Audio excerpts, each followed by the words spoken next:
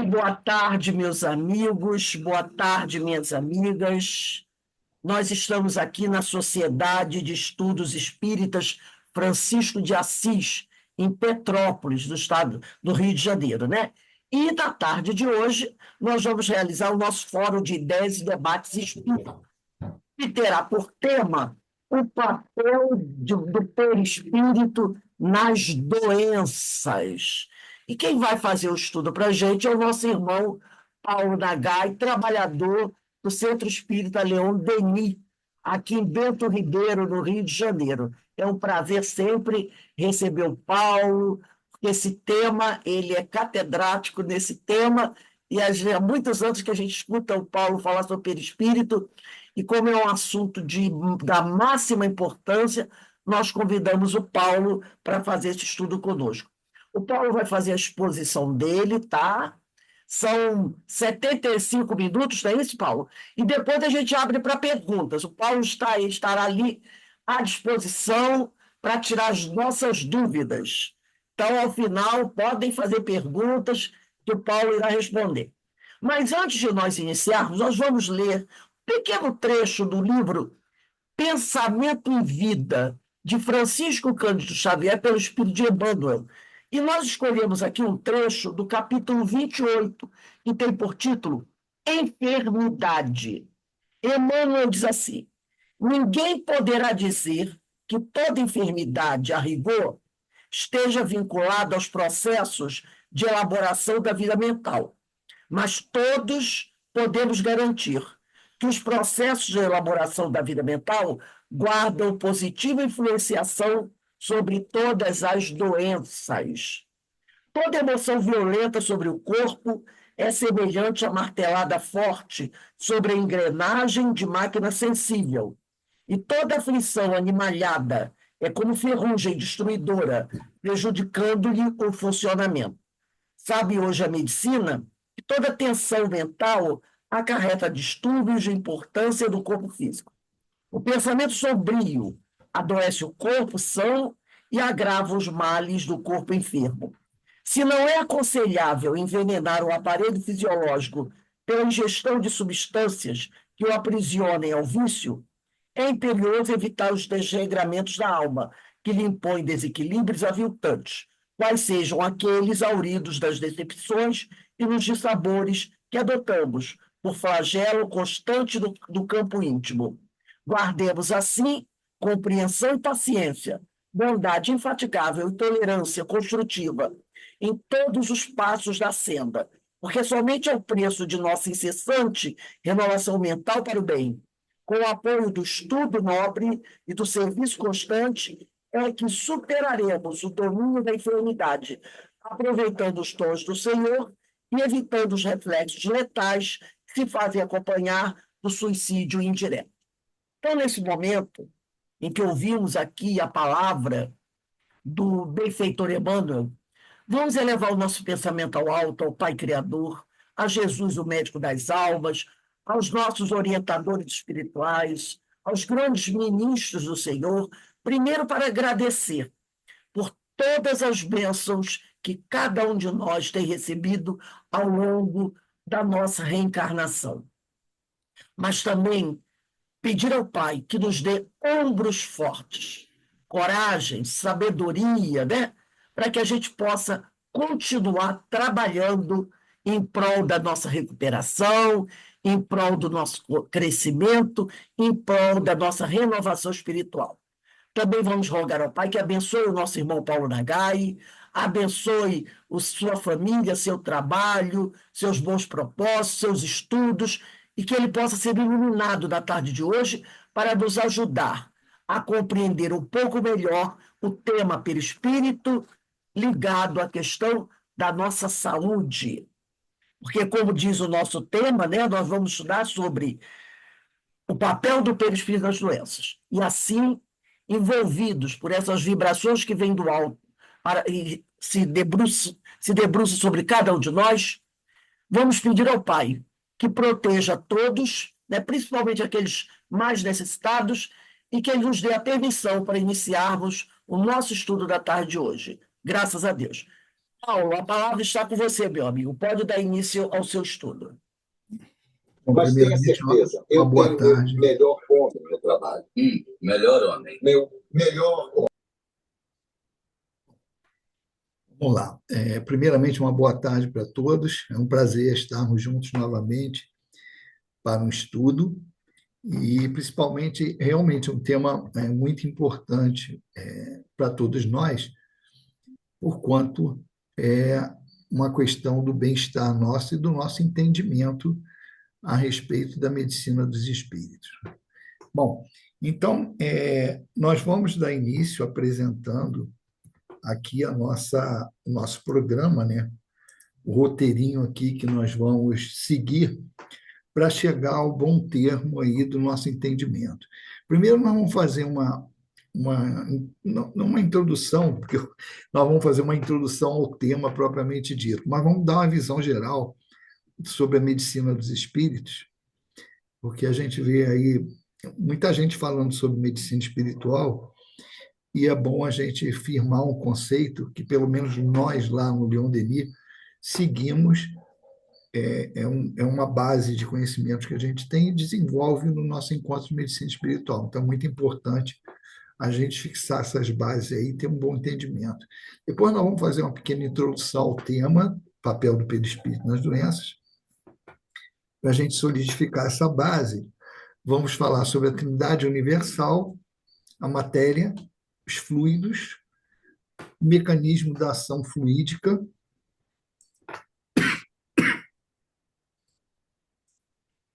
o ser humano na visão espírita, conjunto perispiritual, a base teórica do papel do perispírito nas doenças e depois os mecanismos que estão envolvidos nesse processo, para a gente entender como isso funciona. E depois vamos fazer a conclusão. Então, iniciando aí o nosso roteirinho, nós vamos falar de uma maneira geral sobre a medicina dos espíritos. E é muito importante esse entendimento, porque às vezes as pessoas olham para a doutrina espírita, principalmente quando vão tocar em assuntos assim mais técnicos, elas esquecem esse tríplice aspecto da doutrina, o científico, filosófico e religioso. Porque, como diz Kardec lá no preâmbulo do que é o espiritismo, né? Podemos definir o espiritismo assim, ele é a ciência que trata da origem, destino e destino dos espíritos, bem como de suas relações com o mundo corporal. Isso é muito importante, nós temos essa ideia fixada, porque muita gente, quando vai abordar o aspecto científico, parece que fica com vergonha de admitir o lado religioso. Isso é interessante, né? Muitas pessoas querem jogar esse entendimento para fora da doutrina espírita, né? E não tem como. A doutrina espírita ela é todo o tempo levada por isso, pela questão da religião, do entendimento do que é Deus, e atender e entender Deus como nosso Criador, para daí partir para os princípios que a gente está estudando dentro da doutrina espírita para qualquer assunto que seja. Então, é muito importante ter consciência dessa base que Kardec levantou para a gente na revelação. Os fundamentos da doutrina espírita eles são essenciais para qualquer assunto. E qual é a nossa preocupação também? Exatamente isso. Firmar esses conceitos da doutrina espírita para evitar desvios. Porque aí tem muita gente, principalmente quando fala desses assuntos de medicina espiritual, quer colocar o entendimento técnico e ou científico na frente do conhecimento doutrinário. E aí começa achismos ou ideias pessoais. Então, a gente tem que consolidar a base doutrinária para não se desviar dos conceitos espíritas que a gente tem que seguir para chegar a um entendimento. Afinal de contas, a revelação dos espíritos é para isso. É informar algo para a gente que a gente não teria condição de descobrir tão cedo. Quer dizer, descobriria um dia, mas a muito custo. Então, eles adiantam para a gente, por isso é revelação. E quem tiver dúvida disso, vai lá na Gênese, tem lá o caráter da revelação, entender o que é revelação. Bom, pontos básicos da doutrina espírita, e principalmente para esse entendimento de medicina espiritual. A existência de Deus, a imortalidade da alma, com manutenção da sua individualidade, comunicabilidade dos espíritos encarnados, a pluralidade das existências, é a reencarnação, que é exatamente esse processo aí que vai mostrar para a gente a continuidade das nossas ações durante as várias vidas e, por isso, dando uma ligação, que é essa que a gente vai, do nosso comportamento com a nossa saúde física. A pluralidade dos mundos habitados, ou seja, vida no universo, não tem vida só na Terra. Lei de causa e efeito. A lei de causa e efeito é uma materialização do que Jesus falou, né?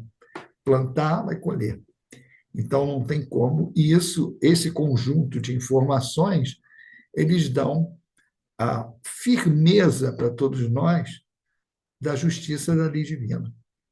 E se não fossem esses conceitos todos aí, seria difícil entender a justiça divina se não olhar por esses aspectos todos que a gente está vendo. E, para confirmar, porque muita gente hoje, mas a comprovação e quer tentar ainda fazer experiências, pode até fazer, mas só está há 120 anos atrasado, porque os cientistas, os bambambãs da época, todos foram impulsionados, instigados a verificar a veracidade da doutrina espírita, muitas vezes até para desmistificar, né? Iam lá fazer as pesquisas com aquele objetivo de falar que está tudo errado, que aquilo ali é charlatanice. Mas todos eles chegaram lá e comprovaram, e aqui, todos aqueles que foram de pensamentos, não pensamentos pré-concebidos, né? Ou com má intenção, mas aqueles que avaliaram, analisaram com a mente aberta, esses aderiram ao Espiritismo e deram o seu aval a ele. Entre os exemplos aí que nós colocamos, Ernesto Bossano, César Lombroso, Gabriel Delane, William Crookes, Camille Flammarion, entre outros. Isso aí só alguns dos mais conhecidos que constataram com pesquisas muito sérias a respeito dos fenômenos mediúnicos, exatamente para comprovar aquilo que Kardec tinha codificado. Bom, aí vamos entrar aí com algumas considerações de Inácio Bittencourt, através do médium nosso querido Altivo, sobre a medicina espiritual. Ele é o patrono do nosso encontro de medicina espiritual lá no Leon Denis. Então, ele coloca assim para a gente dois trechos assim, importantes de uma comunicação que ele deu. Se o corpo reflete o que há no espírito, quem precisa ser curado primeiro? O espírito, ele mesmo responde. A medicina espiritual há de ser associada à medicina humana encarnada, em função de que uma vai cuidar do corpo e a outra vai cuidar do espírito. No outro trecho, ele coloca: os homens precisam entender que a ação magnética, o fenômeno da cura, o potencial energético que se desprende das mãos de um médium atinge o corpo, mas não é para substituir pura e simplesmente a medicação terrena, e sim para botar o corpo em condições de equilíbrio e até de receber a medicação terrena. Então, aí, Inácio coloca para a gente uma condição, alguns conceitos que estão embutidos aí.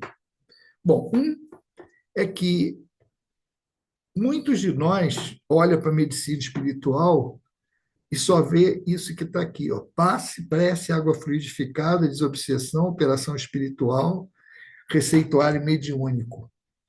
Só que todos esses itens aí, eles são instrumentos. Eles são instrumentos que ajudam o espírito na sua caminhada. Porque uma coisa é o corpo e outra coisa é o espírito. E a gente sabe que todos os males, eles provêm do desvio do espírito diante da lei de Deus. Então, não adianta. É aquela história que a gente sempre fala: Jesus pode curar todo mundo? A gente tem a tendência de falar: não pode, Jesus. Não pode. Por quê? Porque ele tem um limite que é a lei. E da mesma maneira, Deus. Deus só vai curar quem pode ser curado, porque não é ele que seria também o primeiro a derrogar a sua lei. E a lei é perfeita. Então, esse é um raciocínio. Se houve a cura, é porque tinha cabimento, no sentido da pessoa ter passado pelo aprendizado que tinha que passar para atingir um objetivo. Porque uma coisa é a cura do corpo e outra coisa é a cura da alma. E Jesus é o médico das almas. É uma visão que a gente tem que entender e, tipo assim, botar na veia, né? No sangue, ficar com isso no sangue, para que a gente não tenha dúvida disso. A verdadeira cura, a cura do espírito, é através da transformação moral. Então, essa visão que Inácio coloca para a gente, quando a gente vê tudo isso aqui, ó, todos esses itens são muito importantes para ajudar no equilíbrio nosso. Muito importantes. Mas nenhum deles ataca a causa raiz, que é o comportamento moral do indivíduo. Todos eles aqui ajudam, são instrumentos. Então, nós temos que olhar para tudo isso aqui como instrumentos para ajudar o homem à cura. Porque tudo isso aqui pode levar a gente a um equilíbrio orgânico, que é diferente da cura espiritual. Então, seguimos lá. Nessa visão, a gente também tem que entender. Porque nós falamos de medicina espiritual, nós não somos médicos. Por quê? Porque a medicina espiritual, segundo os espíritos definem para a gente, ela é muito mais relacionada às coisas do espírito do que da medicina. E uma prova disso, o próprio André Luiz conta para a gente lá no capítulo 14, ele conversando com Clarencio. Vocês lembram disso? Que ele queria ajudar e já estava se recuperando, já tinha se recuperado, estava integrado aos trabalhos e queria trabalhar lá nas câmaras de retificação. Mas a ideia dele era querer colaborar como médico. E numa conversa com Clarencio, olha o texto, ó, penetrou o templo da medicina, isso o Clarencio falando para ele. Mas sua ação lá dentro não se verificou em normas que me autorizem a endossar seus atuais desejos, como transformá-lo de um momento para outro em médico de espíritos enfermos, quando fez questão de circunscrever observações exclusivamente à esfera do corpo físico. Então, é um questionamento que ele faz a André Luiz, tipo assim, não posso te transformar de uma hora para outra, porque uma coisa é a medicina terrena, que está ligada ao corpo, e outra coisa é a medicina dos espíritos, que está ligada à transformação da alma. Então, uma visão que passa aí para a gente, simplificar, é isso aqui, ó. O espírito é o motorista, é o piloto. O corpo é o carro. Quando a gente estraga o corpo, ou seja, o carro, a gente vai levar na oficina, o mecânico, a elétrica, fazer lanternagem, fazer pintura. Mas quando a gente quer consertar o espírito, se ele dirige mal, para onde a gente leva? Para a autoescola. Então, é exatamente isso. A medicina dos espíritos trata da educação da alma, da transformação da alma. A medicina terrena cuida do corpo. É claro que alguns vão dizer assim, mas tem a parte da medicina que usa, trabalha no psiquismo. Sim, é um avanço já. A área do psique, como a gente avisa, fala, né, trata, ela realmente está tratando para isso. Mas, a não ser os médicos espíritas, os outros não enxergam a alma aí, não enxergam o espírito. Fala que é mente, é subconsciente, é isso, aquilo, mas ainda não tem essa visão que é o espírito que está por trás disso tudo.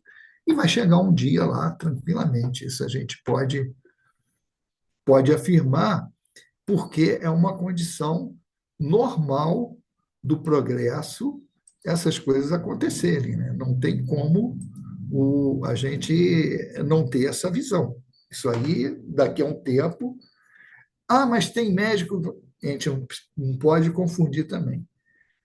As ações individuais de muitos médicos, que geralmente são médicos que chegaram na doutrina espírita, e outra coisa é a ciência oficial. E às vezes a gente fala erradamente, né? Não, A ciência comprova a reencarnação. Não, a ciência não comprova nada, não comprova nem a imortalidade da alma. Vocês já escutaram falar a ciência normal, aí dia a dia o cara fala, não, comprovaram a imortalidade da alma. Não, a ciência oficial não. Agora, vários cientistas, aí é outra coisa. Então, é uma tendência para o futuro isso. Perfeito. Mas, por enquanto, eles nem a imortalidade, desculpe, a imortalidade da alma é comprovada cientificamente. Então, é importante a gente entender isso, por isso nós colocamos lá no início aquela base doutrinária, que é importante, porque se você não acredita em Deus como Criador, não acredita que nós somos espíritos imortais, não acredita em reencarnação, como é que você vai acreditar em medicina espiritual ou falar disso?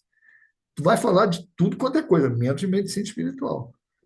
Porque tem que entender isso, que se não entender reencarnação e entender essas operações básicas que a gente aprende dentro do espírito, não operações, mas conceitos básicos que nós chamamos de base doutrinária, não tem como a pessoa falar de uma maneira assertiva de medicina espiritual. Pode até falar, mas vai ser algo assim, capenga, vamos dizer assim, porque não vai abranger tudo que nós somos.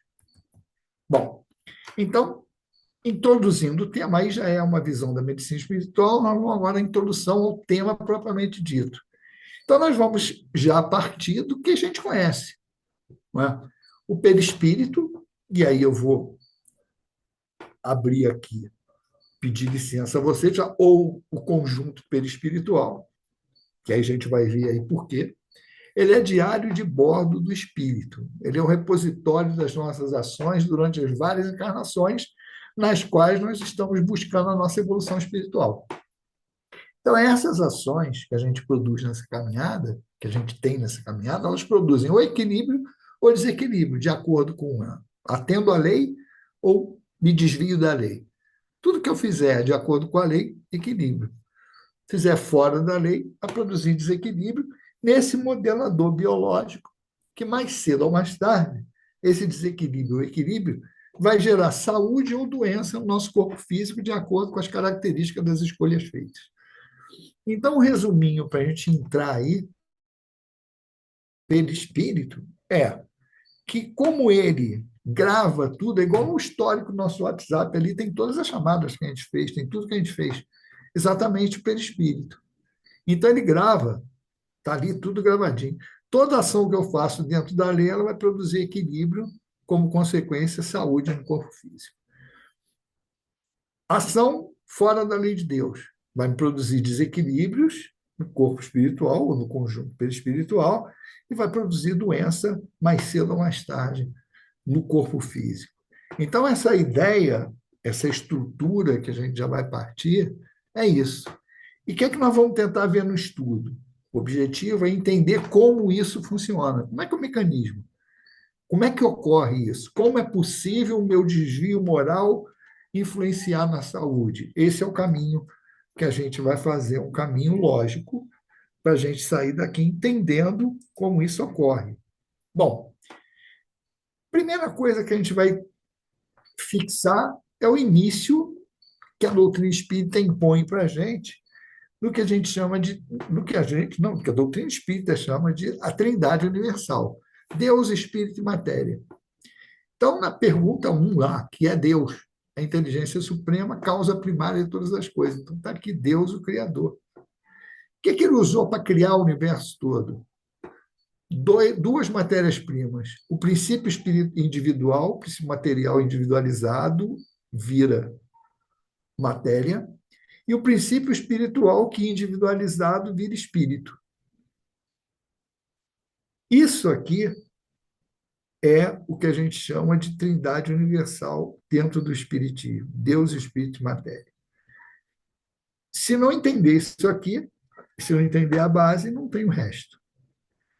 E na Gênesis, capítulo 14, que fala de fluidos, no item 2, O fluido cósmico universal é, como já foi demonstrado, a matéria elementar primitiva, cujas modificações e transformações constituem a inumerável variedade dos corpos da natureza. Está lá no capítulo 10, como já foi dito no capítulo 10 da própria Gênesis. Aqui ele faz referência nesse texto do capítulo 14, que quando ele fala como já foi demonstrado, foi lá no capítulo 10. Bom, então isso aí é a base, é a estrutura de tudo para a gente entender como essas coisas vão acontecer. Aqui é a famosa frase, né, informação que a gente tem base, que toda matéria que existe no universo deriva do fluido cósmico universal. É exatamente isso aqui. Agora, imagine o problema de Kardec na época. Em 1857, a visão da ciência em termos da matéria era algo totalmente diferente do que é hoje, como nós vamos ver. Então, Kardec tinha que falar de uma coisa, né, por isso que o pessoal falava da distância entre a ciência e a religião. Porque você vai falar de alma, espírito, algo subjetivo, e falar de matéria, que é algo extremamente positivista. Né? Na época, o movimento positivista queria comprovação de tudo, e está certo. Antes até de materialismo, era um movimento positivista, que já estava cansado de engolir todos aqueles conceitos goela abaixo, sem explicação. Então, olha a distância, porque de um lado ele tinha matéria densa, que era, nós até chegamos a aprender assim há pouco tempo, não é? Que matéria é tudo aquilo que ocupa lugar no espaço, que tem massa, tem peso, aquela coisa toda, e espírito era algo que estava muito distante disso. Então, era a dificuldade, foi a dificuldade que Kardec e os espíritos encontraram para transmitir isso. E, mesmo assim, a matéria, na visão dos espíritos de Kardec, já foi colocada de uma maneira muito avançada, como nós vamos ver aqui na questão 34 e 34A, quando Kardec pergunta: as moléculas têm forma determinada? A resposta: certamente, as moléculas têm uma forma, porém não sois capazes de apreciá-la. Kardec continua na sua pergunta A: essa forma é constante ou variável? A resposta dos espíritos: constante a das moléculas elementares primitivas, variável a das moléculas secundárias, que nada mais são do que aglomerações das primeiras. Porque o que chamais de molécula, longe ainda está da molécula elementar. Olha bem, em 1857, os espíritos já informavam para Kardec o que hoje é constatado no acelerador de partículas, que, quando ele pergunta sobre as moléculas, ele falou: o que você pensa que é molécula não é molécula. Ela é uma aglomeração das moléculas primitivas.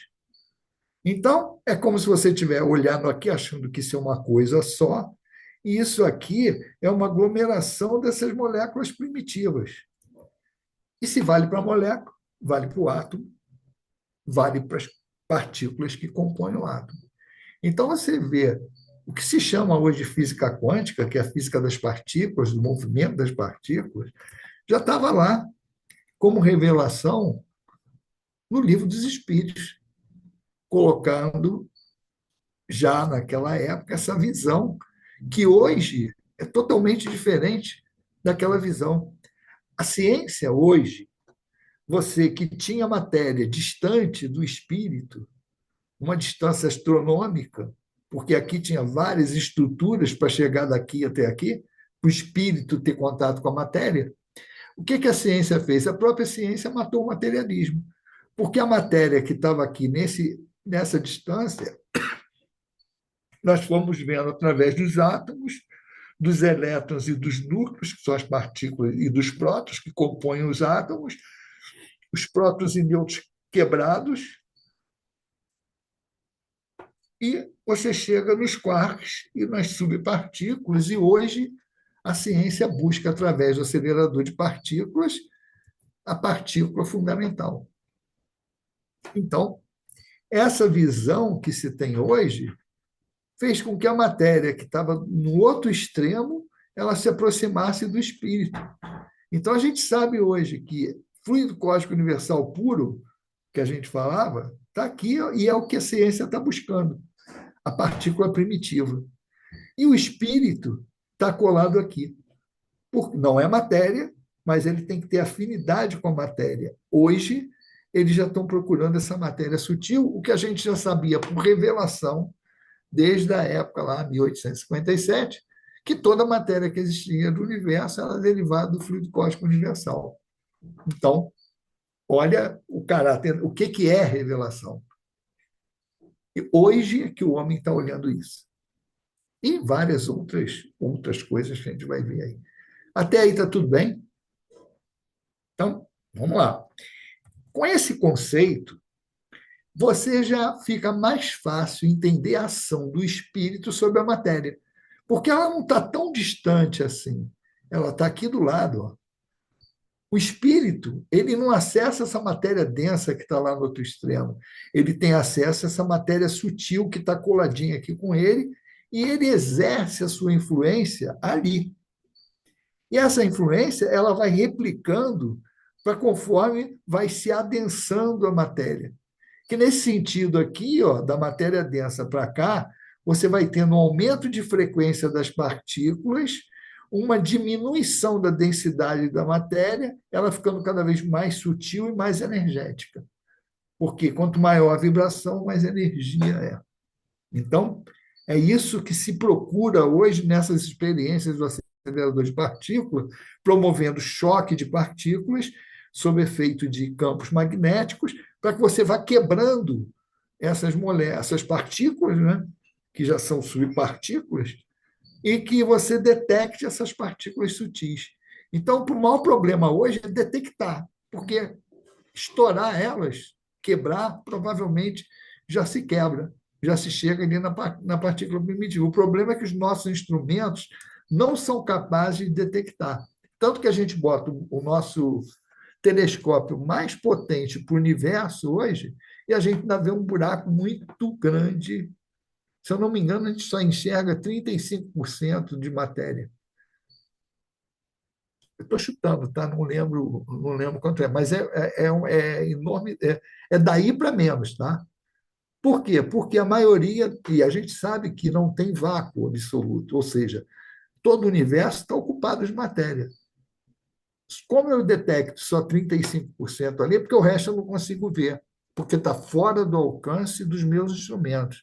Então, para a gente ver a sutileza dessa matéria. E é nessa sutileza dessa matéria que o Espiritismo desenvolve o seu trabalho. No sentido dessas observações que a gente tem. Então, vamos continuar aqui. Fluidos. Uma coisa muito importante que a gente sempre fala. Para entender médium, tem que entender de fluidos, para poder entender passe, para entender a ação dos espíritos em cima da matéria. Se não entender o capítulo 14 de fluidos da Gênese, fica mais difícil para a gente fazer o trabalho mediúnico e entender todos os fenômenos que estão envolvidos dentro da doutrina espírita. Então, é bom ter esse conhecimento. Nós vamos extrair aqui alguns trechos só que dê entendimento e que dê suporte para a gente trabalhar nesse conceito que a gente está seguindo. Então, ó, no item 2 do capítulo 14, diz o seguinte: o fluido cósmico universal, e aí é um trecho que nós já colocamos lá. Esse aqui é o trecho completo. Como já foi demonstrado, a matéria elementar primitiva, cujas modificações e transformações constituem o inumerável variedade dos corpos da natureza. E aqui é o capítulo 10 que ele faz referência, que ele fala que, se eu não me engano, de força e matéria, ou matéria e força, quando ele diz que existe tantas estruturas materiais no universo quanto o número de forças que atuam sobre elas. Então ele segue. Como o princípio elementar do universo, ele assume dois estados distintos: o de eterização ou empoderabilidade, que se pode considerar o primitivo estado normal, que é isso que nós estamos referindo lá, quando a ciência está buscando a partícula primitiva, está buscando isso. e o de materialização, o de ponderabilidade, que é o de certa maneira consecutivo àquele. O ponto intermédio, quer dizer, entre um extremo e outro, é o da transformação do fluido em matéria tangível. Mas ainda aí não há transição brusca, porquanto podem considerar-se os nossos fluidos imponderáveis como o termo médio entre os dois estados. Então, olha só.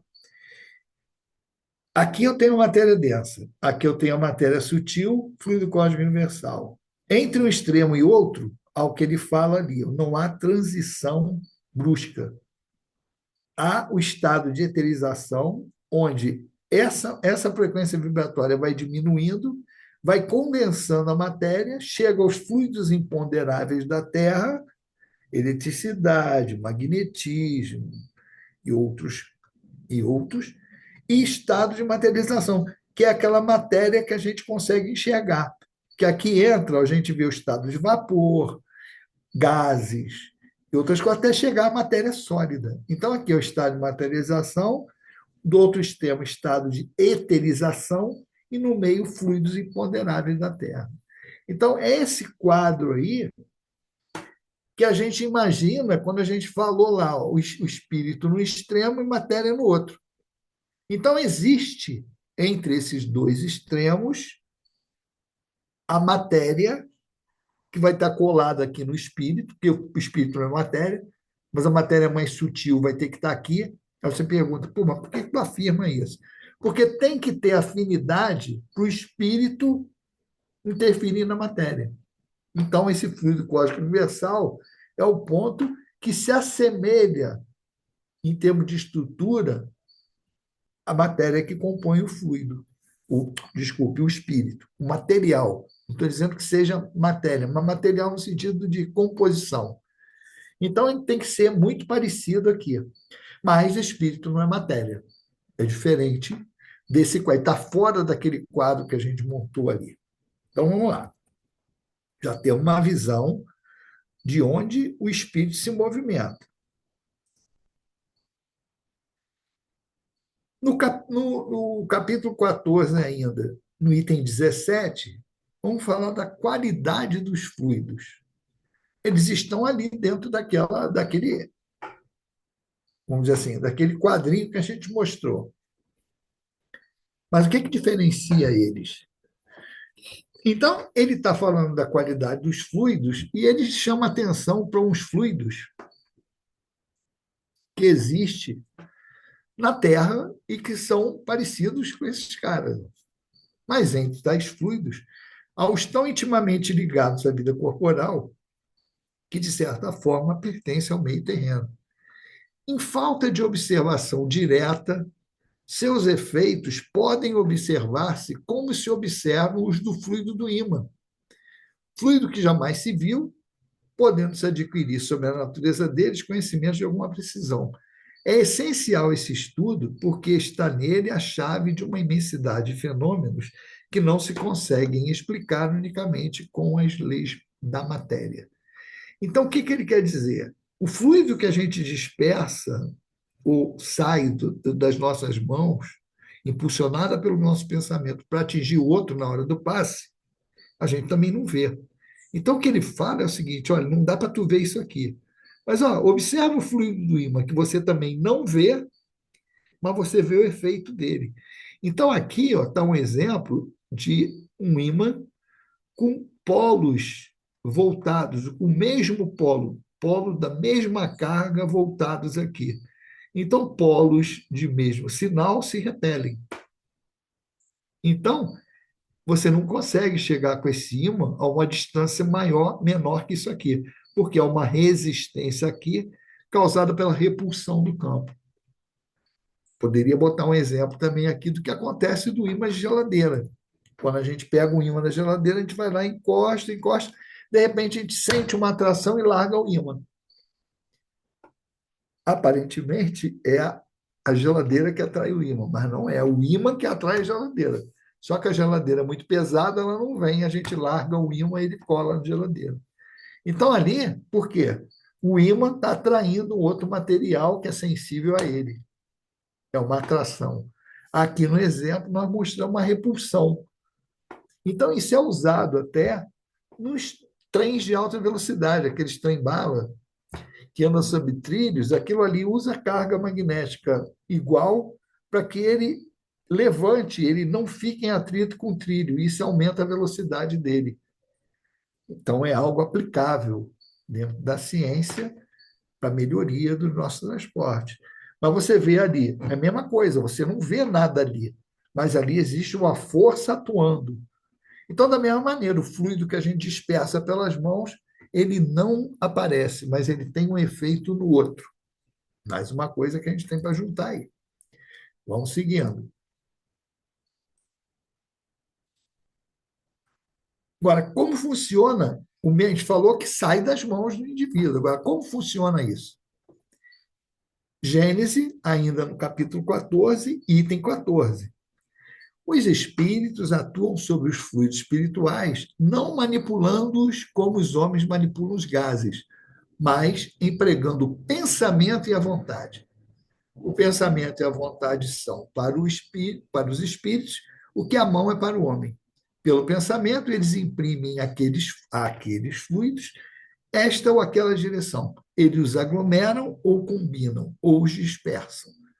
Então, olha bem, nós estamos falando que a matéria está ali, a matéria é sutil, e que tem uma matéria que eu exalo da minha mão que tem um efeito sobre o outro. Agora, como eu faço isso?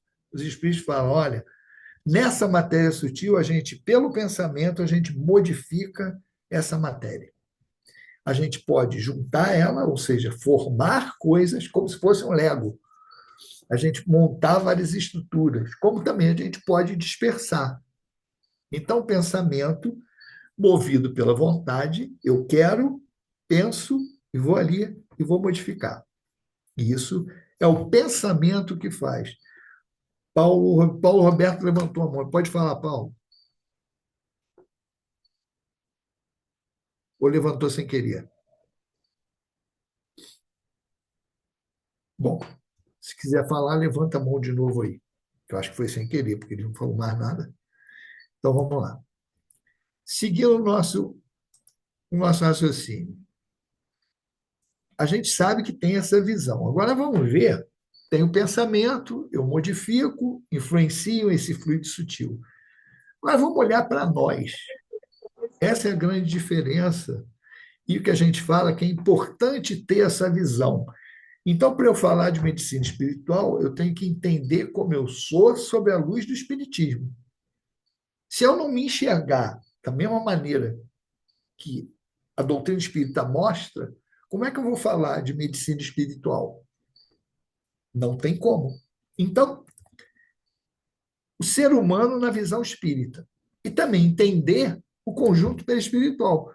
Porque Kardec, na época, definiu o espírito e o corpo e falou: entre o espírito e o corpo alguma coisa? Os espíritos falaram: sim, há um intermédio, uma matéria intermediária. E se colocou, Kardec colocou o nome, que ele falou semimaterial, que dá ligação entre o espírito e o corpo. E Kardec, de uma maneira mais simples, falou: bom, chamou de perispírito numa relação ao perisperma da fruta. Então, perispírito é o que está em torno do espírito. Beleza.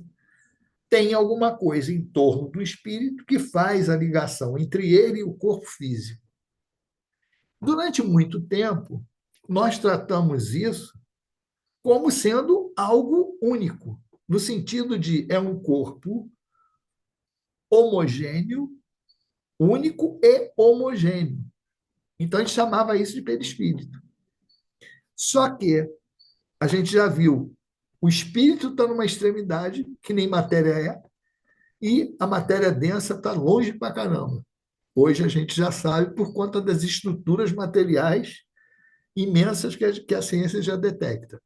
Como que um corpo uno e homogêneo pode juntar extremos tão distantes?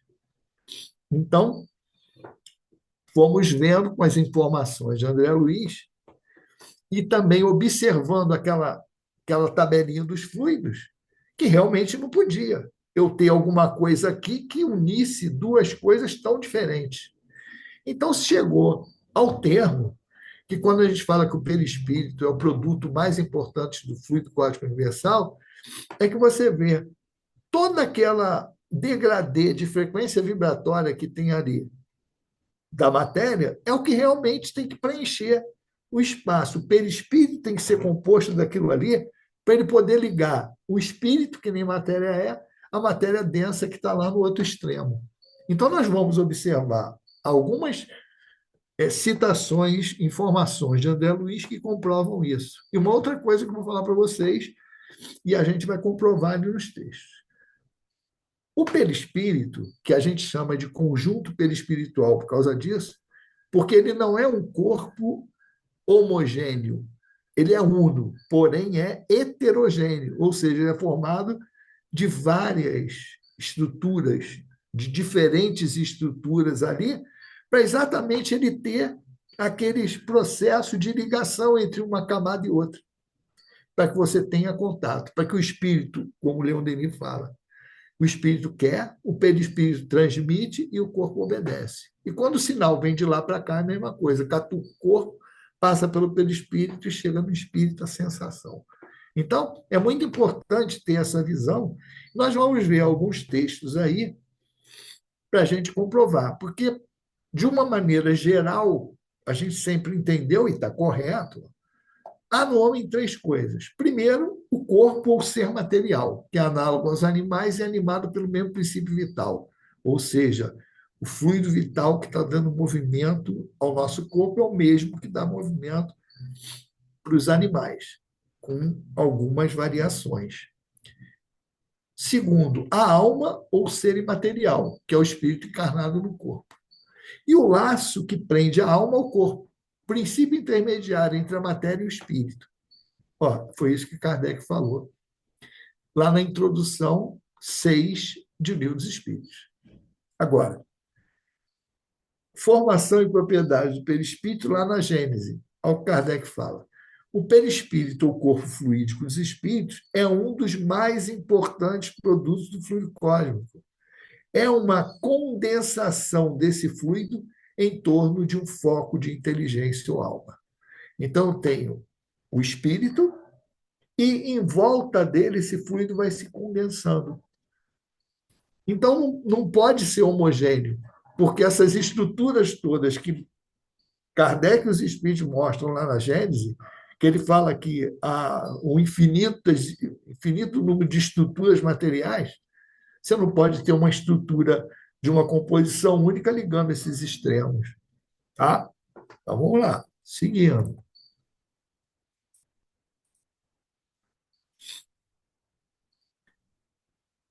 O corpo espiritual. Aqui, ó, Evolução em Dois Mundos, texto de André Luiz, no item 2, corpo espiritual. Então, ele fala assim, ó, retrato do corpo mental. Para definirmos de alguma sorte. Peraí, deixa eu ver se isso aqui é. Tá. De alguma sorte, o corpo espiritual, é preciso considerar, antes de tudo, que ele não é um reflexo do corpo físico, porque, na realidade, é o corpo físico que o reflete, tanto quanto ele próprio, o corpo espiritual, retrata em si o corpo mental. Então, aí ó, aparece já um desdobramento, por isso que a gente fala do conjunto perispiritual. Eu tenho o corpo físico, tinha algo entre ele e o espírito, que ele está chamando de corpo espiritual, que a gente sempre tratou como sendo sinônimo de perispírito, mas depois a gente está vendo aqui que não é sinônimo de perispírito. Ele é uma parte integrante do perispírito, corpo espiritual, que precede o corpo mental. É o molde do corpo, desculpe, do corpo físico. Assim como o corpo mental preside a sua forma. Então, está aqui. O corpo mental surge nessa estrutura e ele é o primeiro evoltório do espírito. Então, já chega próximo ao espírito a composição dele para ele poder influenciar nesse corpo físico. Seguindo, Do ponto de vista de constituição, aí você vê como André Luiz é preciso na informação. Ele vai falar da composição desse corpo espiritual. Vamos lá. Do ponto de vista de constituição e função, em que se caracteriza na esfera imediata ao trabalho do homem após a morte, o homem após a morte fica onde? No plano espiritual. Então, corpo espiritual, plano espiritual. Ele segue. É o corpo espiritual, do plano espiritual, o veículo físico por excelência, com sua estrutura eletromagnética, algo modificado no que tange aos fenômenos genésicos e nutritivos, de acordo, porém, com as aquisições da mente que o maneja. Então, o corpo espiritual é parecido com o corpo físico, porém diferenciado no aparelho genésico e nutritivo. Ou seja, a estrutura dele é muito parecida com o do corpo físico. Agora, é uma matéria mais sutil, que a gente não enxerga. Por quê? Sinal que essa frequência vibratória desse material que compõe o corpo espiritual é maior, a frequência é maior do que a da matéria que vibra no corpo físico. Por isso que só médium vê. Aquele que tem visão. Por que o médium vê? Porque ou ele vê com a visão do corpo espiritual, pelo desdobramento, ou o espírito aumenta a capacidade visual dele. Porque a nossa capacidade visual, assim como a do som, ela tem uma faixa vibratória específica. Saindo daquela faixa, a gente não escuta e não vê, se for a visão, que é o caso do perispírito. Então, quando a gente, o médium fala assim, eu vi o espírito de fulano. Não, não viu o espírito. Viu o corpo espiritual do espírito, que é o corpo de relação dele quando ele morre, ou quando a gente desdobra, que é o morrer diário, né? É o treinamento para morrer. Toda vez que a gente sai do corpo durante a noite, a gente sai com o corpo espiritual e deixa o corpo físico ali. Então, aqueles encontros que se tem durante a noite, os espíritos se encontram com o corpo espiritual, que é o corpo de relação quando ele está fora do corpo físico. Vamos lá, vamos seguindo.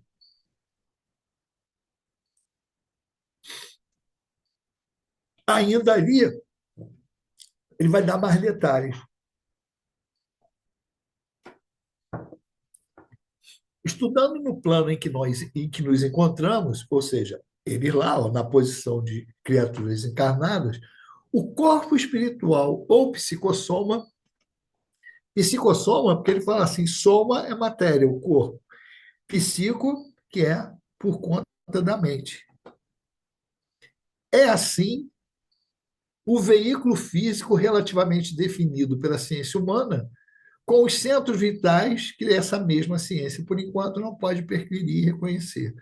Ou seja, ele está falando que é o mesmo, a mesma estrutura que você tem, até porque o corpo físico é retrato dele, e aqui os centros de força, que a gente já adianta, a gente não vai falar aqui porque não é necessário ficar muito extenso, você tem os plexos, que é definido pela ciência, que se ligam a esses centros de força, que tem correspondência entre os plexos do corpo físico e os centros de força no corpo espiritual. Então, o veículo de relação é o corpo espiritual, que é diferente da estrutura material, porque é uma estrutura mais sutil. Então, o piloto continua com o carro, só que esse carro é de um material mais sutil. Então, ele é mais sutil. Então, o combustível é diferente, tudo dentro dele é diferente. Então, o alimento que o espírito vai ter no plano espiritual é mais sutil do que o alimento que ele tem no corpo físico. Então, essa é a diferença da estrutura. Seguindo.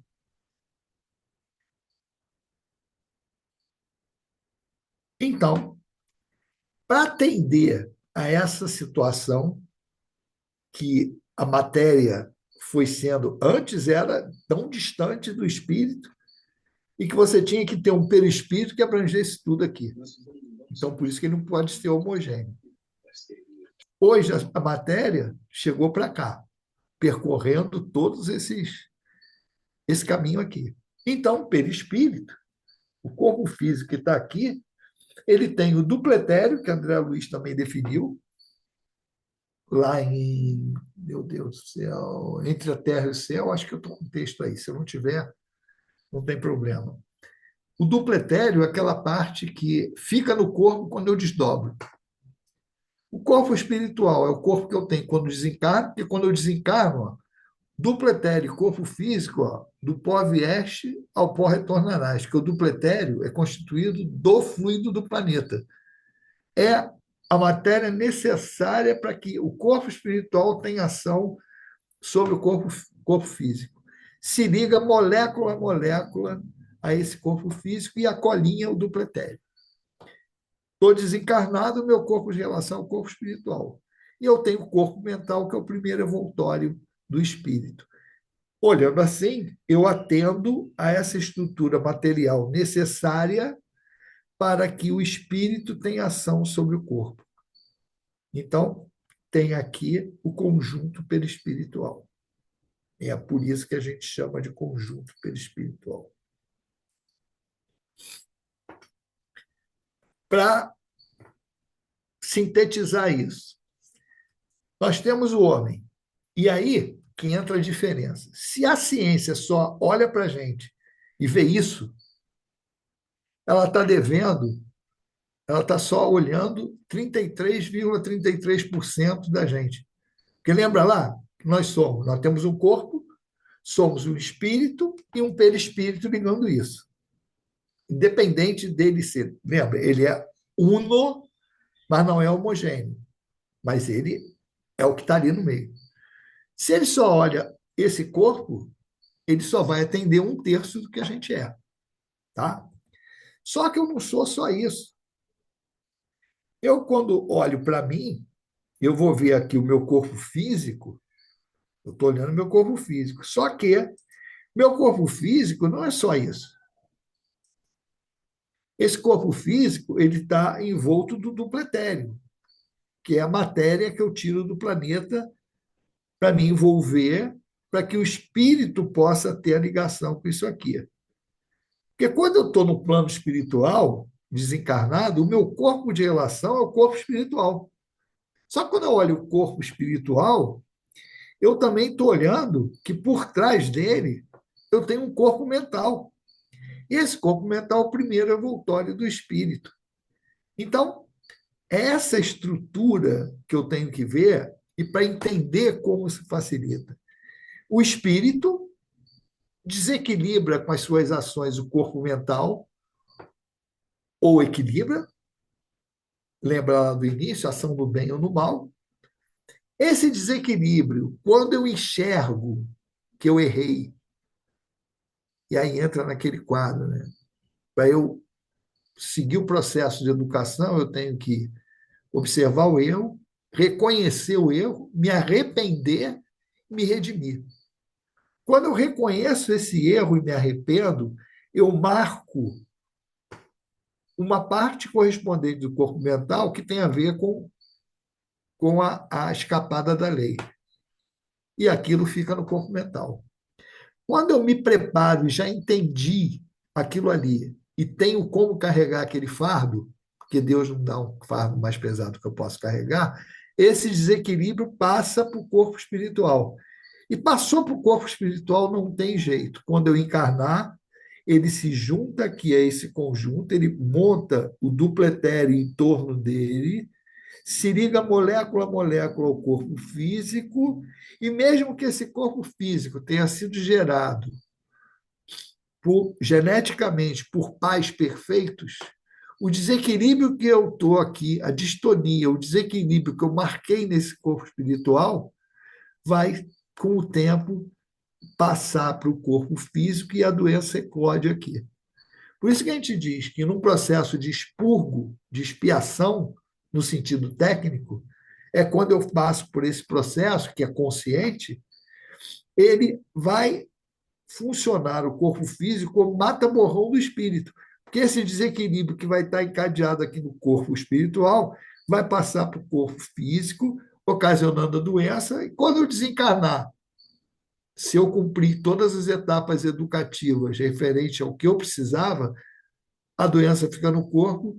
O corpo espiritual, quando eu me desprender, vai sair livre dessas marcações e desses desequilíbrios. É assim que o processo funciona. Até aí, tá legal? Vamos lá. Agora vamos ver a base teórica no que diz respeito ao papel do perispírito na doença. Por quê que ocorre? Então, vamos lá. Por que existe a doença e a dor de um modo geral? Kardec, lá na pergunta 633, Livro dos Espíritos. A lei natural traça para o homem o limite de suas necessidades. Se ele ultrapassa esse limite, ele é punido pelo sofrimento. Problema do ser, do destino, aqui eu botei da dor, porque a edição é essa, né? Está o texto lá no capítulo 26, a dor, quinto texto, segundo parágrafo. Fundamentalmente, é de Leon Denis, claro. Acabei não botando aqui. Fundamentalmente considerada, a dor é uma lei de equilíbrio e educação. Sem dúvida, as falhas do passado recaem sobre nós como com todo o peso e determinam as condições do nosso destino. O sofrimento não é, muitas das vezes, mais do que a repercussão das violações da ordem eterna cometida. Então, a gente já viu que a lei vai punir. E aí a gente vai ver como. Leis de Amor, Emmanuel, capítulo 1, nas questões 2 e 10. A grande maioria das doenças... Não, desculpa, pergunta. O erro de uma encarnação passada pode influir na encarnação presente, predispondo o corpo físico às doenças? De que modo? Resposta de Emmanuel. A grande maioria das doenças tem a sua causa profunda na estrutura semimaterial do corpo espiritual. Olha que Emmanuel fala do corpo espiritual, não fala pelo espírito. Havendo o espírito agido erradamente, nesse ou naquele setor da experiência evolutiva, vinca o corpo espiritual com desequilíbrios ou distonias, que o predispõem à instalação de determinadas enfermidades conforme o órgão atingido. Então, você vê que no texto de Emmanuel já sinaliza para a gente aquilo que nós colocamos lá no início. O perispírito é um repositório dessas marcações, ele é a testemunha nossa durante as encarnações todas. E ali ficam gravadas esses desvios da lei, como os acertos também. Tá? Emmanuel continua. Uma outra pergunta. Todas as enfermidades conhecidas foram solicitadas pelo espírito do próprio enfermo antes de renascer? Resposta de Emmanuel. Nem sempre o espírito requisita deliberadamente determinadas enfermidades, de vez que em muitas circunstâncias, qual aquelas que se verificam no suicídio ou na delinquência, caímos de imediato na desagregação ou na insanidade das próprias forças, lesando o corpo espiritual, e que as constrange a renascer no berço físico, exibindo defeitos e moléstias congênitas em aflitivos quadros expiatórios. Aí, expiatórios está no sinal de sofrimento, sinônimo de sofrimento. Porque aqui não é ainda uma expiação no sentido técnico, de expurgar, mas aí é um desequilíbrio provocado por aquele desvio.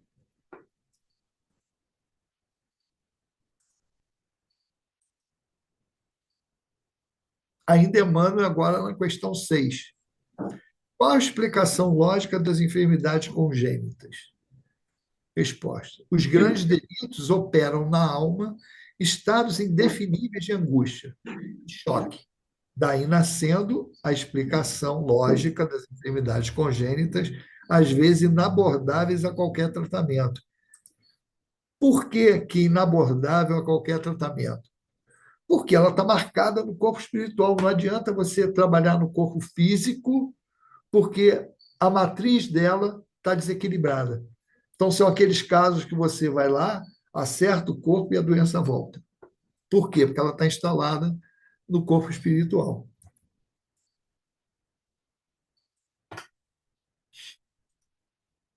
Aqui, ó, é uma outra informação interessante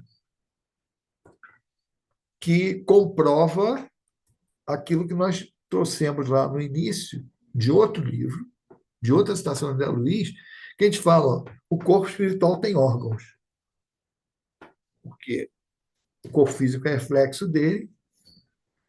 E se vocês forem prestar atenção, quem trabalha nas sessões de atendimento a desencarnado, o espírito chega lá com dor. Estou com dor no coração, estou com dor aqui. Ele está inventando aquilo, não. Ele tem.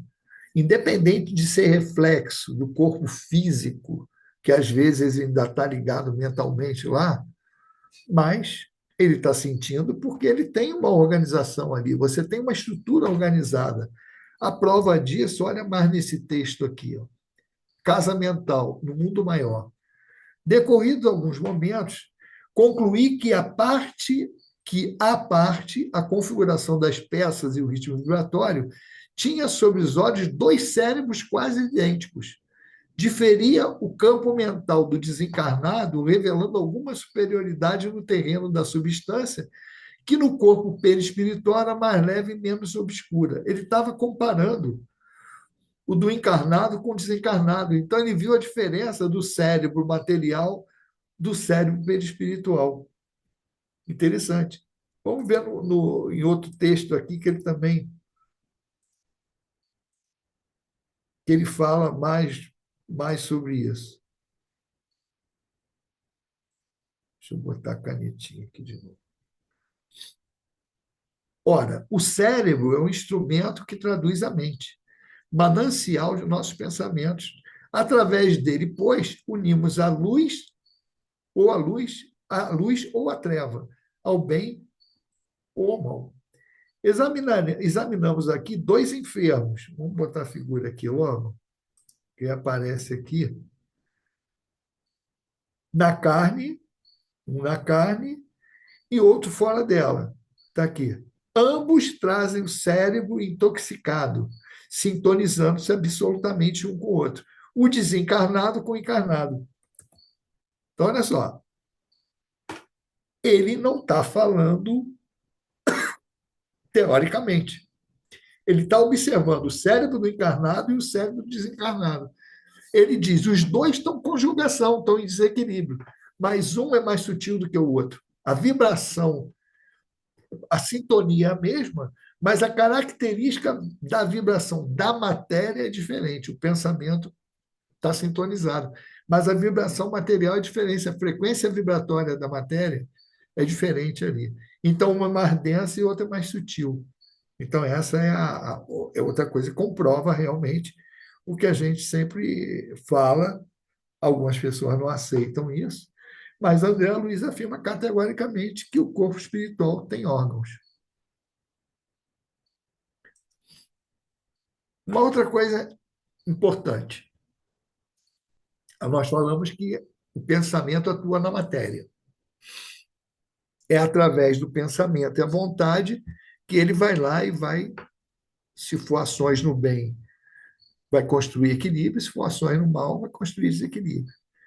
Esse texto aí, Mecanismo da Mediunidade, fala no capítulo 4 da matéria mental. Corpúsculos mentais. Olha o que ele fala. Como alicerce vivo de todas as realizações, no plano físico e extrafísico, encontramos o pensamento por agente essencial, ou seja, encarnado ou desencarnado, é o pensamento agente essencial. Aí olha o que ele fala. Entretanto, ele ainda é matéria. Que matéria? Ele define como a matéria mental. Aí descreve. Em que as leis de formação das cargas magnéticas ou dos sistemas atômicos prevalecem sob novo sentido, compondo um maravilhoso mar de energia sutil em que todos nos achamos submersos e no qual surpreendemos elementos que transcendem o sistema periódico dos elementos químicos conhecidos no mundo. Isso quer dizer o quê? Não é a matéria que a gente conhece, que está catalogada na tabela periódica. São materiais que fora da frequência vibratória da nossa percepção. Mas ainda é matéria. Por quê? Porque dentro do espiritismo a gente considera o quê? O que não é Deus e que não é espírito é matéria. Então, tudo que existe no universo que não seja Deus nem espírito é matéria, é material. Independente de a gente perceber ou não perceber, mas já sabe que é. E isso facilita as coisas para a gente, em termos do entendimento que a gente tem que ter para as nossas conclusões. Ainda na casa mental, lá no mundo maior. Posso, contudo, dizer-te, hoje, que se existe a química fisiológica, temos também a química espiritual. Como possuímos a orgânica e a inorgânica, existindo extrema dificuldade em definir-lhes os pontos de ação independente. Quase impossível determinar-lhes a fronteira divisória. O que isso quer dizer? A ciência hoje estuda nosso cérebro e, apesar deles acharem, muitos acham que ele é a causa, ele ainda é consequência, ele é efeito da ação do espírito. Mas quando ele atua aqui, através dos neurônios, eles iniciam várias reações químicas dentro do corpo, que vão promover alterações dentro do corpo. O que André Luiz está falando, que a mesma química que existe aqui, existe a mesma química quando o espírito está desencarnado, só que atuando nos neurônios do corpo espiritual, do cérebro espiritual. Então, é dessa maneira que ele provoca o desencarnado. Não é só quando ele está encarnado que ele provoca distúrbios, atuando dentro ou fora da lei. Desencarnado, ele também vai atuar dentro ou fora da lei, provocando reações semelhantes, apesar de serem com substâncias diferentes, reações semelhantes ao que a gente vê em termos de distúrbio ou equilíbrio que o cara vai atuando na Terra. Bom, conclusão. Lembra que nós começamos falando lá, perispírito, ou melhor, o conjunto perispiritual, é diário de bordo do nosso espírito e tal, que é o repositório de tudo, está tudo gravado ali. E a gente fecha como começou. É através desse mecanismo que nós mostramos que isso se materializa. E lembra que é a ligação entre o nosso comportamento moral e os desequilíbrios do corpo. Vamos lembrar o que Jesus falava lá quando promovia a cura. Para alguns, como a mulher hemorroísa, o que ele falou? Vai, tua fé te curou. Por quê? O comportamento da mulher hemorroísa já tinha sido modificado. Ela, como espírito, já tinha passado pela situação que tinha que passar de aprendizado. Tanto que, para concluir a cura dela, ninguém precisou dar fluido para ela. Ela própria atraiu. Então, naquele contexto, ela já tinha a condição necessária para ser curada, e foi. E para outros, o que Jesus falava? Quando ele antecipava a cura. Ó, vai e não peques mais, porque senão vai te acontecer coisa pior. Então, ali é na ligação. Ó. Se você se comportar mal, a doença vai voltar. Então, era a ligação entre o comportamento moral do indivíduo e a consequência no corpo, que é o que a gente tem nessa demonstração desse mecanismo. Com tudo que a gente viu nessa situação dos mecanismos, fazendo as interações, eu atuando dentro da lei ou fora da lei, e aí entra tudo aquilo que Jesus falou. A gente peca por pensamentos, palavras e atos. Não tem. Aí é uma decorrência, aí já é a doutrina espírita sistematizando.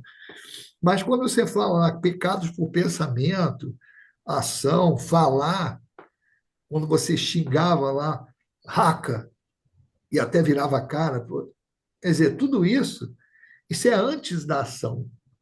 Mas denota o quê? Ainda a minha posição de desequilíbrio. É claro, é melhor eu pensar em não fazer do que pensar em fazer. Mas o fato de eu ainda estar pensando naquilo, em fazer aquilo, ainda denota que eu tenho uma escala aí, degraus a percorrer, para que eu me livre definitivamente daquela situação. Lembrando que, partir do momento que eu me eduque e que eu conquistei essa virtude, o espírito não retrograda. Mas enquanto eu estiver me sentindo atraído por essas coisas, tendo aquele impulso de fazer ações, tomar ações fora da lei, é porque eu ainda não me eduquei completamente. Então, o vigiar e orar, ele mais do que nunca é necessário aí. Bom, essas foram as informações que a gente trouxe, e aí a gente abre aí para dúvidas, perguntas. Fiquem à vontade. Paulo, eu queria fazer uma pergunta para você sobre a questão das formas pensamento. Sim. Através das nossas atitudes, nosso descontrole moral, nossos pensamentos agressivos, a gente cria essas formas pensamentos, né? E elas vão se refletir no nosso perispírito, nesse conjunto espiritual, né? Que vão também trazer um problema de saúde mais tarde para a gente, né? Vão Sim. afetar a nossa... Eu queria que você falasse um pouquinho sobre isso. Olha, primeiro vamos nos imaginar aura. O que é aura? É o reflexo das vibrações nossas, somatório das vibrações, da matéria que compõe o nosso corpo físico, da matéria que compõe o nosso conjunto perispiritual, com os pensamentos circulando ali e caracterizando, dando uma dinâmica a essa emanação. Por isso que os médiums videntes, quando observam, olham a gente, eles é como se estivessem lendo um livro aqui. Eles não podem ler as páginas todas. Eles vão ler o índice, vão ler a primeira introdução, as primeiras páginas, mas vai chegar um ponto que ele vai precisar do nosso consentimento para ele penetrar ali. Mas é isso que o médium percebe. Porque tudo que eu penso e a minha vida, a minha vivência, o que eu sou, está espelhado em torno de mim, pela minha vibração e por essas formas, pensamentos que você está falando. Então, quando eu penso mal para você, eu estou imaginando, pô, vou lá e vou apunhalar qualquer pessoa. Vamos lá. Essa pessoa, na minha cabeça, eu projeto aquela imagem. Por isso que o médium percebe a minha intenção. E isso vai chegar na outra pessoa como sendo um dardo fluídico venenoso, que a pessoa vai absorver se ela estiver naquela faixa vibratória desordenada. Então, por isso que é importante nós nos mantermos equilibrados, com o trabalho no bem, quando sentir algum distúrbio, prece, para tentar sair daquela faixa de sintonia desequilibrada, para não ficar vulnerável a essas coisas. Qual o problema disso? O problema é que a gente não fica equilibrado 24 horas por dia. Então, vai abrir uma brecha ali e pode ser atingido. Para dar uma abrangência maior a isso. Lembra lá quando os espíritos, Kardec pergunta aos espíritos, se alguém secundado por um espírito mal pode fazer mal ao outro? A resposta é não. Deus não permitiria. O Deus não permitiria aí é a lei. Porque se a pessoa não estiver naquela faixa vibratória, não vai chegar nela. Vai chegar e vai voltar. Um outro negócio importante. Então se voltar vai me atingir. Não, vai me atingir quando sair de mim já me atingiu. Porque esses pensamentos que você colocou, desequilibrados, eles já vão circular aqui em mim antes de sair para o outro. Então, todos os pensamentos bons, equilibrados, são como fossem substâncias saudáveis circulando na minha atmosfera. Pensamentos desequilibrados como esse seriam como fluidos deletérios circulando aqui. Por isso que a pessoa, quando está com ódio, vingança, aqueles sentimentos próximos ao ódio, no extremo, próximos do amor no outro. Aqui, próximos do amor, fluidos saudáveis, salutares. Quando está próximo do ódio, aqueles fluidos deletérios, venenosos. Quando a gente, nas sessões, aí entra para a prática, para a gente ligar a teoria à prática.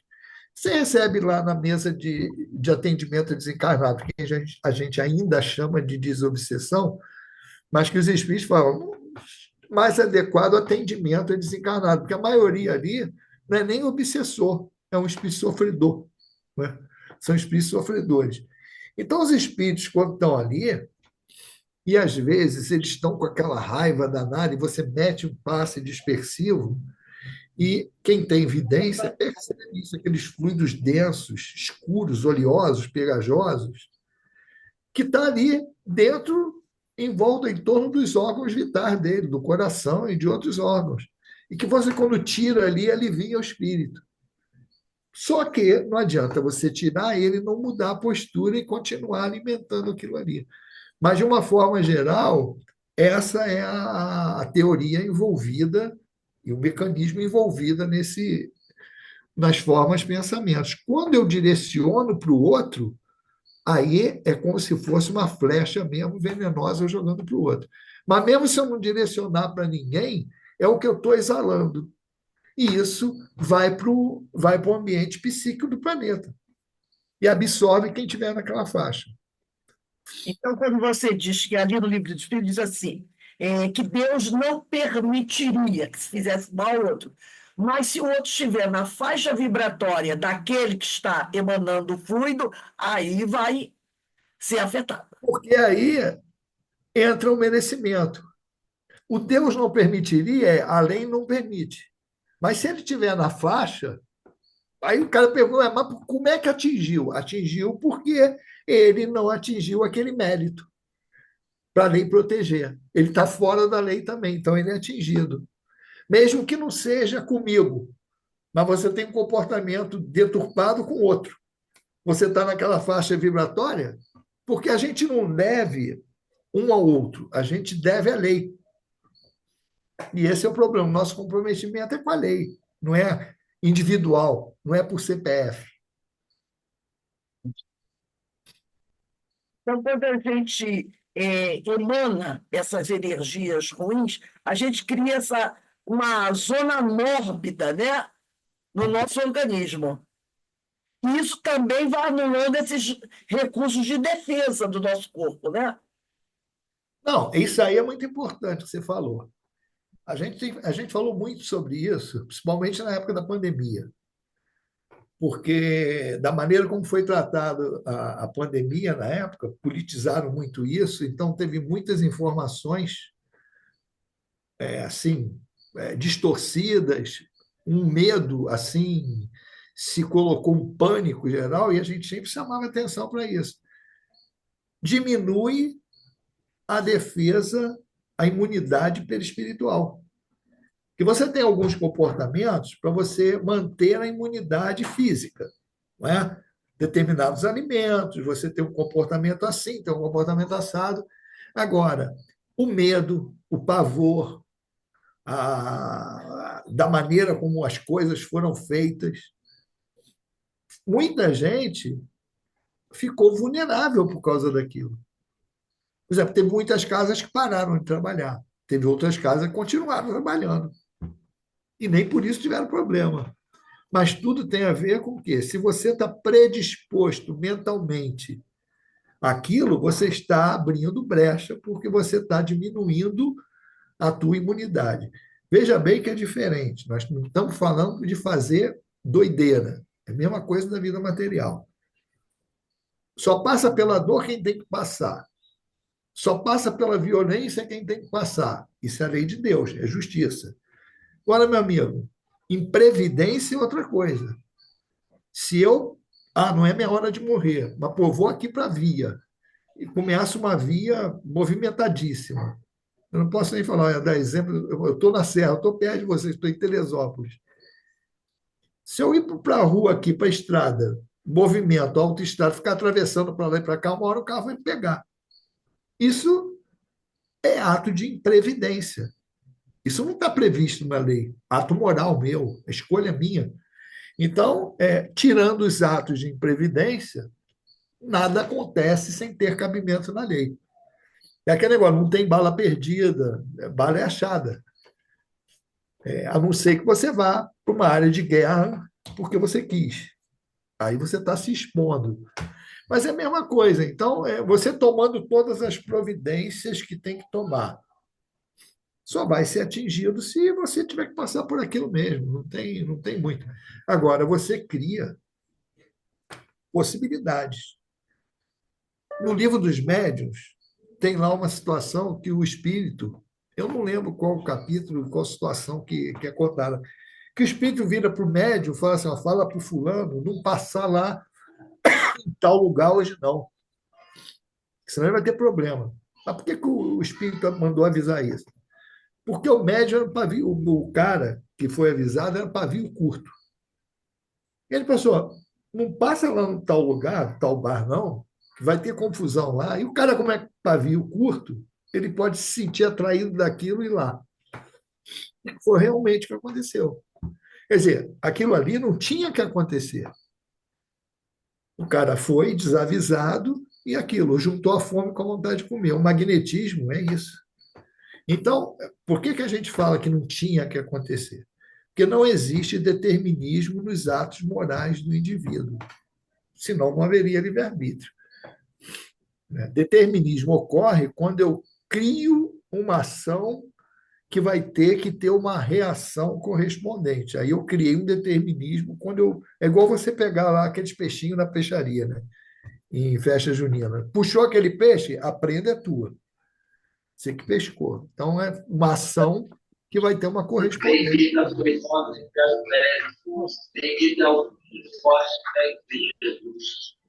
Eu gostaria, alguém mais gostaria de fazer alguma pergunta? Eu Denis, queria. pode ver? Tudo bom, Paulo? Opa, tudo bem? Tudo bem. Eu só queria, assim, indo ainda nessa toada aí da força de formas de pensamento, seriam essas formas de pensamento que se não me engano, o Alexandre ele comenta com André Luiz em Missionários da Luz, É sobre aquela criação de aquelas formas microscópicas que isso. são deletérias, não é isso? Por conta das Isso. viciações, né, Sim. daquele pensamento. E a gente tem que lembrar, foi bom tu lembrar disso, William, que eu esqueci de comentar.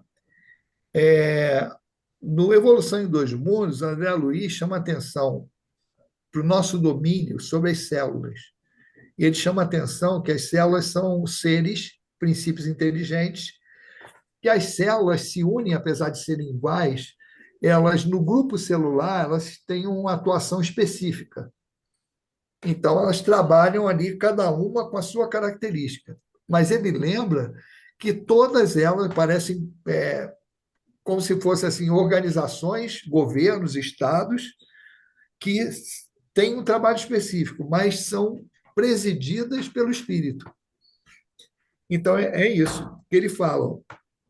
Se a gente tem capacidade de hipnotizar o outro, de influenciar mentalmente o outro, ele compara, imagina com princípios inteligentes, que não têm pensamento contínuo. Então, esse é o resumo da medicina espiritual. Se você tem um espírito equilibrado, você equilibra o teu corpo, indiretamente. Se eu tenho desequilíbrio, eu vou gerar desequilíbrio no meu corpo mental, como consequência do corpo espiritual, e vai pipocar lá no corpo físico. Então, por isso que é importante. Então, se a gente for ver, quando o pessoal fala assim, mente sã, corpo são, o pessoal inverte, né? Vai para a academia malhar achando que a mente vai ficar legal. É o contrário. Uma mente sã vai produzir um corpo são. Agora, se quiser malhar o corpo físico, pode até malhar o carro, né? Cuida do carro, leva na oficina, faz tudo quanto é lugar, mantém limpinho. Mas, meu amigo, tem que educar o piloto. Piloto também tem que, vamos dizer assim, malhar o corpo espiritual. E como é que se malha o corpo espiritual? Andando na linha, cumprindo a lei de Deus, mudando os nossos vícios para a virtude. Essa é a briga nossa. Então, o resultado é saúde. A saúde integral é isso, né? Porque às vezes o pessoal radicaliza, né? Ah, não, o corpo é o corpo. Cara, mas é o carro que a gente anda aí na encarnação. Se você tiver com um carro ruim, tu não vai andar. Como é que tu vai fazer? Por isso que a medicina, lembra lá o texto que Inácio falou, que ela atua no corpo às vezes. para manter ele equilibrado para o espírito atuar. Então, às vezes, o passe ou alguma coisa, você dá uma guaribada ali até para o corpo ficar em condições de receber o medicamento terreno. Porque às vezes nem isso. A gente está tão desequilibrado que o remédio não faz nem efeito. Aí vai lá, pacifica o indivíduo, faz isso para o remédio poder fazer efeito. Quer dizer, ele deu uma segurada no piloto ali para o cara poder cuidar do carro. Então, é bem. A causa é sempre o espírito, mas isso não quer dizer que a gente não tenha que cuidar dos instrumentos, ou que a gente não tenha que fazer tudo aquilo que a gente falou lá. Isso é bom a gente reforçar. A gente está colocando lá todo o instrumento na medicina espiritual, passe, prece, tudo aquilo que nós botamos, não é tirando o valor dele, não. Tem o valor. É simplesmente para não se achar que a medicina espiritual é só isso. Muito pelo contrário, a medicina espiritual é a medicina do espírito, é transformação do espírito. Por isso que a gente fala que, para falar de medicina espiritual, se você não estiver falando em transformação moral, não falou completamente. Pode ter margeado ali, mas não completou, não fez, como a gente diz, não fez barba, cabelo e bigode, deixou alguma coisa faltando ali. E o mais importante, porque é a atuação na causa, né? A causa raiz é o espírito, o resto é decorrência. Você tem que tratar do efeito. Por exemplo, eu estou passando mal, estou com azia, má digestão, vou tomar lá o meu antiácido.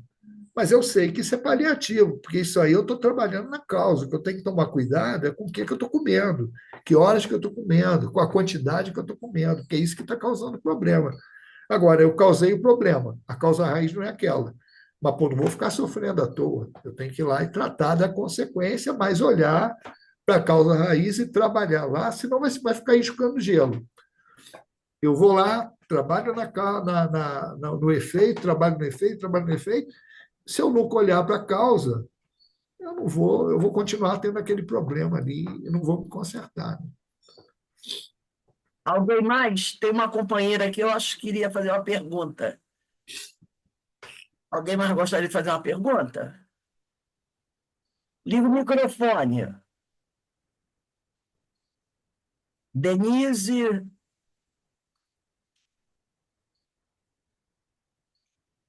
Paulo. Denise, gostaria de perguntar alguma coisa? Tem uma companheira aqui com um telefone 880, eu não sei o nome dela, mas acho que ela ligou o microfone ainda agora. Não? Ninguém mais tem nada a perguntar? Bem, Paulo, eu só tenho a te agradecer pela oportunidade de você vir aqui conversar conosco sobre esse tema tão importante, né? Que é a questão do espírito, e como você falou, de falar de medicina espiritual e não falar de transformação moral, resolve nada, né? Então, e a grande questão está no espírito. E é o espírito. Olha, só um adendo, para que não, para que a gente fale de uma maneira completa. Porque tem algumas coisas que se trata medicina espiritual de um ângulo diferente, tipo assim, os espíritos instruindo os médicos terrenos com técnicas novas para serem aplicadas no corpo. Tudo bem, isso é uma parte que o pessoal também chama de medicina espiritual, mas se você for ver, isso é o quê? É uma melhoria nas técnicas de tratamento do corpo por observações espirituais. Perfeito. É uma outra vertente e é válida. Não estamos dizendo que não é válida. Tem muitos trabalhos legais disso, inclusive na nossa casa também. O doutor Elmo fazia isso com os médicos. Mas uma coisa é ele ensinar coisas referentes ao tratamento do corpo. Ó, estou ensinando técnica para tu tratar do carro. Independente do espírito estar desencarnado ou não, ele está ensinando, ele está desencarnado, mas está ensinando o médico terreno a cuidar do carro, não do espírito. A medicina espiritual que a gente está falando é que cuida do espírito. Está cuidando do piloto e não do carro só. Tá? É algo mais abrangente.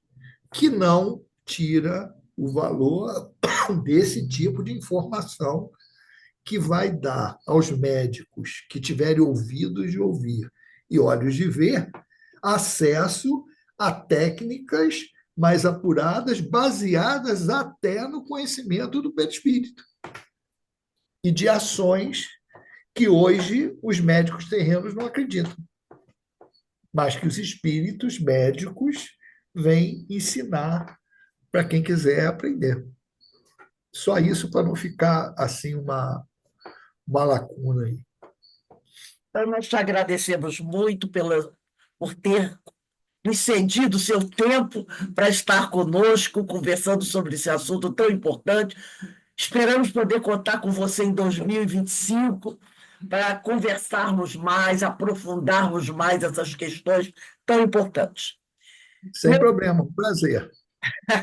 Meus irmãos, segunda-feira, dia 18, nós continuaremos com o nosso painel Espírita ao Ser Imortal. São todas as segundas-feiras do mês de novembro. Nós já teremos a nossa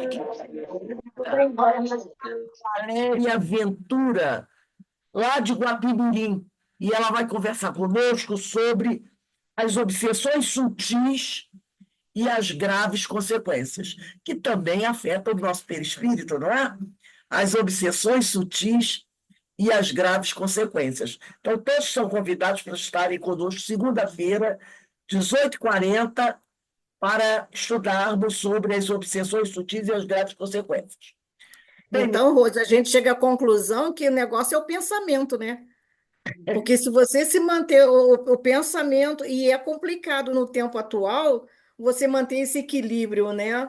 Manter o pensamento equilibrado para poder ter boas vibrações e não introjetar em você essas más vibrações que você recebe do mundo inteiro, do jeito que está nesse tumulto todo, nessas guerras, nessas extrapolações dos homens, né? Então, para a gente poder se cuidar, o melhor mesmo é trabalhar no bem, que o seu pensamento fica ocupado, né? porque a gente tem recebido muitas, né? A gente como ele falou da pandemia, né? Quantas informações chegavam aterrorizantes, né? Não só as informações, como as cenas. E realmente, né? Isso tem nos afetado. E, no momento, temos vivenciado muito isso nas redes sociais. Mas que a gente tem Muito que obrigada, Paulo. Muito vigiar obrigada mesmo, né? Foi bom te rever. para a gente não cair em tentação, como nos ensinou Jesus. Bem, meus irmãos, nós estamos encerrando aqui o nosso painel, nosso fórum, né, de ideias e debates espíritas, foi bastante rico. Eu acho que todos nós aproveitamos bastante. E nós vamos encerrando aqui. Eu vou pedir para o nosso irmão William. William, você faz a nossa prece de agradecimento? E mais uma vez deixamos aqui o nosso abraço para o nosso irmão Paulo Nagai e para os companheiros do Leão Denis. William, por favor, liga aí teu microfone. Então, meus irmãos e minhas irmãs, aqui mais uma vez, estamos agradecidos por mais este momento de estudo tão interessante, tão importante para cada um de nós, para o nosso crescimento espiritual, esse entendimento dessa percepção de que o pensamento e a obediência às leis do Pai são primordiais para a nossa saúde física, mental e, acima de tudo, espiritual. Então, que sigamos sempre orientados pela espiritualidade amiga, para que sigamos fortes e ombreados a Jesus, fortalecendo nossos corações para o cumprimento de nossa missão na evolução dentro do bem. Fica conosco, Mestre, que assim seja, graças a Deus.